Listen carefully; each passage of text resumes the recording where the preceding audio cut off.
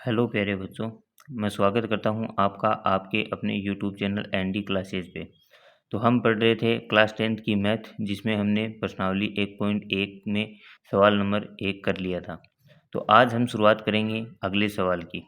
अगला सवाल है आपका, दर्शाइए कि कोई धनात्मक विषम पूर्णांक 6q+1 6q+3 6q+5 के रूप का होता है। अब यहाँ पे क्या दे रखा है? कोई धनात्मक पूर्णांक। क्या दे रखा है? कोई धनात्मक पूर्णांक। ये आपको दे रखा है। धनात्मक विषम पूर्णांक देखना आपको कि विषम पूर्णांक क्या होती है ना। तो सबसे पहले हम इस सवाल को करें उससे पहले आपको बेसिक वाला वीडियो ज़रूर देखना चाहिए, क्योंकि उसमें हमने सीखा था यूक्लिड विभाजन प्रमेयिका के बारे में। तो यहाँ पे वही आपको काम में आएगी, क्योंकि ये जो रूप है, ये रूप अपना किसका है? यूक्लिड विभाजन प्रमेय का है। किसका है? यूक्लिड विभाजन प्रमेय का। तो सवाल की शुरुआत करते हैं, हल करते हैं इस सवाल को। तो कैसे करेंगे? देखो, सबसे पहले आपको क्या है? धनात्मक विषम पूर्णांक 6q+1, इसी को हम क्या मान लेंगे? यहाँ पे a मान लेंगे। मतलब a क्या होता है? अपना भाज्य होता है। तो यहाँ पे हम लिखेंगे माना धनात्मक पूर्णांक। उसी पूर्णांक को हमने क्या मान लिया? यहाँ पे a मान लिया। अब अपने को क्या चाहिए? अपनी जो यूक्लिड विभाजन प्रमेय है वो क्या कहती है कि a बराबर क्या होता है? bq+a r होता है। तो हमें क्या चाहिए? यहाँ पे भाजक चाहिए। क्या चाहिए? भाजक, जिसको हम किससे लिखते हैं? b से। तो b का मान चाहिए। तो b का मान हमें मिलेगा कहाँ से? ये रहा अपना b का मान, क्योंकि हम क्या कैसे लिखते हैं? a बराबर bq+r, ये लिखते हैं। तो मतलब a हमारा क्या है? एक धनात्मक पूर्णांक है। यहाँ पे एक पूर्णांक है, लेकिन इसका मान तो हमें दे रखा है। देखो 6q। तो मतलब ये जो है 6 है, ये किसका मान? अपना b का, मतलब भाजक है यहाँ पे। और क्यों तो क्यों है ही अपना, जिसको हम क्या कहते हैं? भागफल। और आर यहाँ पे अलग अलग दे रखे हैं, यानी शेषफल जो है 1 है, 3 है ना, 5 है, ये दे रखे हैं अपने को। तो यहाँ पे अपना जो भाग शेषफल जो आएंगे, सॉरी, जो भाजक है वो कितना है? यहाँ पे 6 है। अब हमेशा याद रखना, जो भाजक होता है उससे छोटे क्या होने चाहिए? अपने शेषफल होने चाहिए। तो इससे छोटे कौन कौन सी संख्या हो सकती है अपनी? वो हमारी क्या हो जाएंगे? यहाँ पे शेषफल। तो शेषफल बराबर, देखो शेषफल क्या क्या हो जाएंगे इसके? शेषफल मतलब आर के मान क्या होते हैं? भाजक से छोटे होने चाहिए, भाजक से बड़ा नहीं हो सकता आर का मान। तो कौन कौन सी संख्या है यहाँ पे? 0 है, 1 है, 2 है, 3 है, 4 है और 5। 6 नहीं ले सकते, क्योंकि 6 में से 6 घटाएंगे तो क्या आ जाएगा अपने पास? वापस 0 आ जाएगा, है ना। तो यहाँ पे कितने मान हो गए? ये जो 6 मान है, ये क्या है? अपने आर के मान है यहाँ पे। ठीक है बच्चों। अब यहाँ पे हम क्या लगा देंगे? यूक्लिड विभाजन प्रमेय लगा देंगे। तो उसके अकॉर्डिंग हम करते हैं। तो हमारा भागफल जो है, भागफल तो यहाँ पे दे ही रखा अपने को। भागफल जिसको हम क्यू से लिखते हैं, तो अपना क्या दे रखा है? यहाँ पे क्यों दे रखा है सवाल के अंदर। तो अब करते हैं। अब अपनी देखो यूक्लिड विभाजन प्रमेय का क्या कहती है? यूक्लिड विभाजन प्रमेय। तो यूक्लिड विभाजन प्रमेय क्या होती है? a बराबर bq+r होती है अपनी। ठीक है। इसी के अकॉर्डिंग हम क्या बना लेंगे? अब अपनी संख्याएं बना लेंगे। क्या बनाएंगे? यहाँ पे संख्याएं। अपने को क्या निकालनी है? विषम पूर्णांक निकालना है अपने को। तो विषम पूर्णांक के लिए क्या बनाएंगे? यहाँ पे हम संख्याएं बनाएंगे। वो संख्याएं किसके द्वारा बनाएंगे? हम यूक्लिड विभाजन प्रमेयिका के द्वारा। तो यहाँ पे सबसे पहले पहली संख्या क्या बनेगी? b का मान कितना है? यहाँ पे 6। तो 6। q का मान कितना है? q ही है। ठीक है। प्लस r का मान यहाँ पे पहला मान कितना है? 0।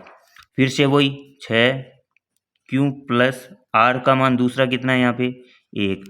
फिर 6q+2, 6q+3। क्या ले रहा हूँ मैं यहाँ पे? ये सभी r का मान ले रहा हूँ यहाँ पे, क्योंकि और सभी मान तो क्या है? यहाँ पे 6q ही है अपने पास। इसमें कुछ भी परिवर्तन करने की जरूरत आपको नहीं है। तो 6q+4 और 6q+5। अब इनमें से आपको वो संख्याएं निकालनी है जो क्या है? अपनी विषम संख्याएं। कौन सी संख्याएं बच्चों? विषम संख्याएं कौन सी हैं वो आपको निकालनी है। वो हम कैसे निकालेंगे कि विषम संख्याओं में क्या होता है? 2 का पूरा पूरा भाग नहीं जाता, वो तो क्या हो जाएगा? विषम संख्याएं। और जिसमें 2 का पूरा पूरा भाग जाता है वो क्या होती है? अपनी सम संख्याएं। तो जिसमें 2 का पूरा पूरा भाग नहीं जाता, तो देखते हैं हम। इसमें 2 का भाग जाता है, इसमें जाता है ना, 0 में भी जाता है। तो क्या हो जाएगा अपने का? तो सबसे पहली जो संख्या है वो क्या हो जाएगी? विषम पूर्णांक संख्या। तो इसमें से देखो 6q+1, 1 में नहीं जाता। फिर 2 ये नहीं हो सकती, इसमें भी नहीं जाता है और इसमें भी नहीं जाता है। तो अपनी कौन सी संख्याएं विषम है और कौन सी संख्याएं सम है उसको देख लेते हैं। तो अतः 6 क्यों प्लस 0, 6 क्यों प्लस 2 व 6 क्यों प्लस 4 में 4 किससे विभाज्य हैं? 4 2 से विभाज्य हैं, इसलिए 2 से विभाज्य हैं, इसलिए ये सम धनात्मक पूर्णांक हैं। लेकिन हमें कौन सी निकालनी है? हमें निकालनी है यहाँ पे विषम पूर्णांक संख्या। तो विषम पूर्णांक के रूप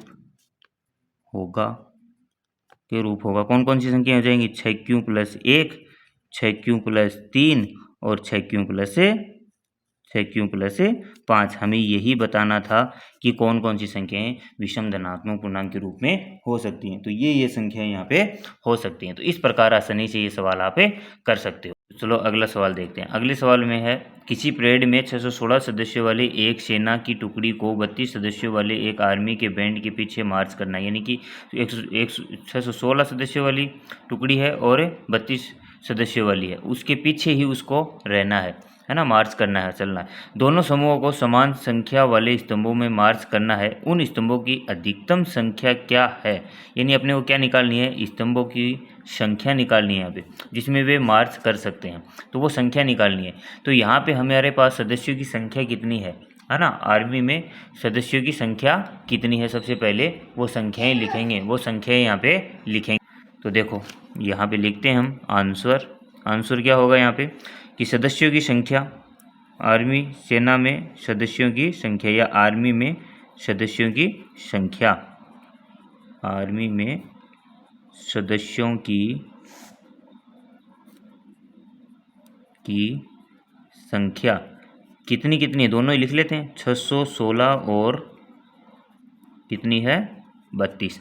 अब यहाँ पे हमने पहला सवाल किया था, उसी के अकॉर्डिंग हम यहाँ पे क्या निकाल लेंगे? इसका एचसीएफ निकालेंगे। क्या निकालेंगे? यहाँ पे हम इसका एचसीएफ निकालेंगे और एचसीएफ के द्वारा हम क्या निकाल लेंगे? स्तंभों की संख्या यहाँ पे निकाल लेंगे। तो यहाँ पे हम एचसीएफ निकालते हैं। तो सबसे पहले स्टेप में हम क्या करते हैं, यानी कि स्टेप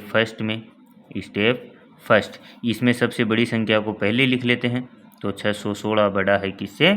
32 से। ठीक है, उसके बाद में हमें क्या करना है? पहले स्टेप में भाग करना है, तो वो भाग करते हैं हम। तो भाग करेंगे यहाँ पे सबसे पहले, तो क्या आता है देखते हैं। 616 में भाग देना है किसका? 32 का। तो कितनी बार जाएगा भाग? 32 एकम 32, और 11 में से 2 घटाएंगे तो कितना बचा? यहाँ पे 9 बचा, है ना। और 5 में से 3 घटाए तो कितना बचा? 2 बचा। अब यहाँ पे अगली संख्या हमारे पास है, तो अगली संख्या को उतारना है, 296। ठीक है, अब यहाँ पे ऐसी संख्या से इसको गुणा करेंगे जिसमें क्या आ जाए? 296 से छोटी संख्या। तो यहाँ पे अगर भाग हो रहा है तो हमें करना पड़ेगा। तो क्या कितनी बार करें हम? 9 दूनी 18, यानी कि 9 का भाग जाएगा, कितना आएगा? 288 बार। कितनी बार जाएगा? 288 बार। अब इसको घटा लेते हैं, 16 में से 8 गए तो कितने बचे? 8, 8 में से 8 गए तो 0, 2 में से 2 गए तो 0। तो यहाँ पे अपने पास कितना बच गया? 8 बच गए। तो हमें यहाँ पे क्या चाहिए? शेषफल एचसीएफ निकालने के लिए शेषफल हमें 0 चाहिए, लेकिन 8 आया है, तो हमें एक बार और भाग करना पड़ेगा, वो हम करेंगे। लेकिन उससे पहले हम क्या लगा देते हैं? यहाँ पे यूक्लिड विभाजन प्रमेय लगा देते हैं, यूक्लिड विभाजन प्रमेय से। तो यूक्लिड विभाजन प्रमेय क्या होती है वो तो आपको पता है, ए बराबर बी क्यू प्लस आर। ए क्या होता है? अपना भाज्य। तो भाज्य क्या है? यहाँ पे भाज्य है अपना 616, तो 616 बराबर बी अपना क्या है? भाजक। तो भाजक किसका भाग दिया है यहाँ पे हमने? 32 का, गुणा क्यू कितना है यहाँ पे? 19। कितना है? 19 प्लस आर कितना है यहाँ पे? 8। आर अपना क्या चाहिए? अपने को 0 चाहिए, और जिसमें 0 आ जाएगा वही क्या हो जाएगा? अपना एचसीएफ हो जाएगा। पहला सवाल क्या था, वैसे ही हम इस सवाल को हल कर रहे हैं, ध्यान से देखना। अब हमें क्या करनी है? Step to. तो स्टेप 2 में क्या करेंगे? एक बार भाग और देकर देखेंगे। उसके लिए क्या करते हैं हम? जो अपना शेषफल होता है उसका तो हम क्या करते हैं? भाग देते हैं, और जो अपना भाजक होता है उसमें भाग देते हैं। तो 32 में किसका भाग देना है? अब 8, यानी भाजक को बीच में लिख लिया और शेषफल को इधर लिख लिया, है ना। तो 8 चौक 32 कितनी बार जाएगा? 4 बार। 32 में से 32 को घटाएंगे तो कितना आ गया अपना शेषफल 0। तो यहाँ पे अब लिख देते हैं यूक्लिड विभाजन प्रमेय में। तो यहाँ पे अब a यानी भाज्य कितना है, यहाँ पे 32 है, तो 32 बराबर b का मान कितना है 8 है, गुणा q का मान कितना है 4, कितना है 4, प्लस r का मान कितना है 0। तो शेषफल बराबर कितना आ गया अपने पास है 0, यहाँ पे आ गया, कितना आ गया 0 आ गया। अब जिसमें शेषफल 0 आता है उसी का भाजक क्या होता है अपना HCF होता है। तो HCF बराबर कितना आ गया यहाँ पे 8 आ गया। यही क्या है अपना आंसर है। लेकिन यहाँ पे अपने को लिखना है कि अतः स्तंभों की अधिकतम संख्या 8 होगी। क्या लिखेंगे, अतः यहाँ से स्तंभों की अधिकतम संख्या पूछ रखी है, तो स्तंभों की अधिकतम संख्या कितनी होगी 8 होगी, जिसमें वे मार्च कर सकते हैं। तो यहाँ पे लिखेंगे अतः स्तंभों की संख्या होगी जिसमें वे मार्च, स्तंभों की अधिकतम संख्या होगी जिसमें वे मार्च कर सकते हैं, बराबर कितनी 8 होगी। कितनी होगी बच्चों 8 होगी। तो इस प्रकार आप इस सवाल को हल कर सकते हो। तो यहाँ पे हम दोबारा देख लेते हैं एक बार। सेना यानी आर्मी में सदस्यों की संख्या कितनी है 616 और 32 है, ठीक है।